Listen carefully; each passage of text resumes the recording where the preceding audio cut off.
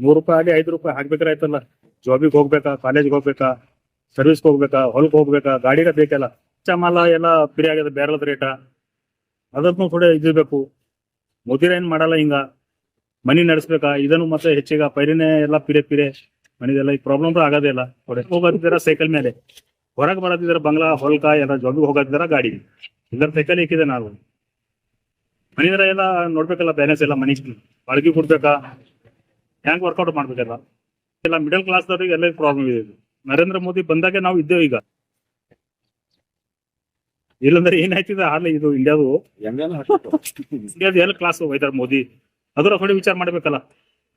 ಅನ್ಪಡ್ದವ್ರಿಗೆ ಏನದ ತಿನ್ಲಾಕ ಕುಡ್ಲಾಕ ಏನಾರ ಅವ್ರು ಕಾಂಗ್ರೆಸ್ ಅವು ಕೊಡ್ತಾರ, ಅವ್ರದೇ ಗುಣಗಾನ ಸರಿ ಕೊಡ್ತಾರ ₹5,000.